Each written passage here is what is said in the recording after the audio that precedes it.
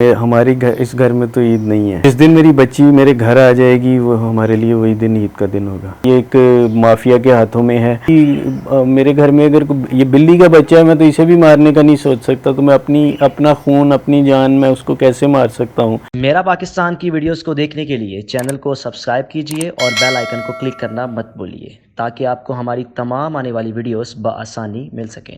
Sir मुझे तो मेरे मोबाइल पे जो मैसेज आए ईद मुबारक के, आप यकीन करें मुझसे किसी को रिप्लाई ही नहीं दी गई।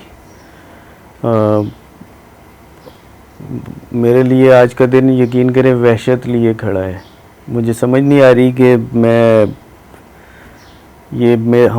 इस घर में तो ईद नहीं है। एक इस्लामी त्यौहार है, डेफिनेटली हम सब उसको वो करते हैं, लेकिन दिल हमारा ईद की खुशियाँ तो कहीं दूर भी नहीं है। जिस दिन मेरी बच्ची मेरे घर आ जाएगी वो हमारे लिए वही दिन ईद का दिन होगा। अच्छा, दुआ ज़ेरा ने आपको निकाहनामा व्हाट्सएप किया था? सर ये बिल्कुल फेक न्यूज़ है और इतनी मतलब एक आप खुद समझदार हैं और आप इस केस को मेरे ख्याल है शुरू से फॉलो कर रहे हैं आप लोग। आपको पता है ये हाई प्रोफाइल केस था, इसके अंदर पुलिस इन्वॉल्व थी, इसके अंदर रेंजर्स इन्वॉल्व थी, रेंजर्स की इंटेलिजेंस इन्वॉल्व थी और एजेंसीज इन्वॉल्व थी इस केस के अंदर। मेरा फ़ोन अभी तक अंडर ऑब्जर्वेशन है।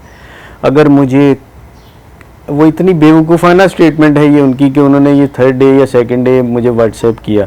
अगर ऐसा होता तो क्या एजेंसीज़ को दूसरे तीसरे दिन इस चीज़ का इल्म ना हो जाता कि बच्ची का निकाह हो गया है। एजेंसीज़ और पुलिस और इंटेलिजेंस रेंजर्स की तमाम 8 दिन तक, जब तक वो 8वें 9वें दिन जब तक टीवी पे निकाहनामा शो नहीं हुआ, वो पागलों की तरह खोज करते रहे।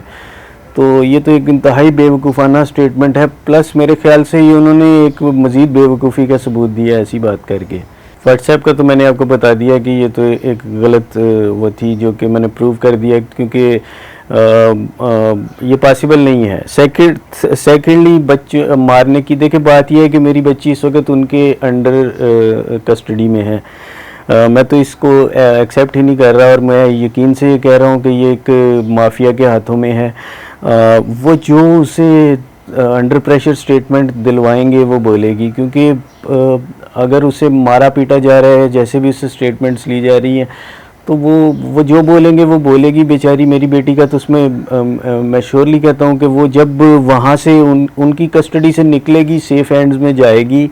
इसीलिए मैं पहले दिन से बोल रहा हूँ कि मेरी बच्ची को चाइल्ड प्रोटेक्शन के हवाले किया जाए, ताकि वो वहाँ जाए, जब उसका डर ख़त्म होगा, उसको पता चलेगा कि वो सेफ़ हैंड्स में आई है, तो वो सच बोलना शुरू होगी कि उसके साथ क्या हुआ, कैसे अगवा की गई और उसके साथ क्या क्या वहाँ पर बीता।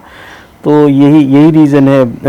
ये बिल्कुल गलत स्टेटमेंट है। आप मतलब मैं तो कभी मेरे घर में अगर ये बिल्ली का बच्चा है, मैं तो इसे भी मारने का नहीं सोच सकता, तो मैं अपना खून अपनी जान मैं उसको कैसे मार सकता हूँ।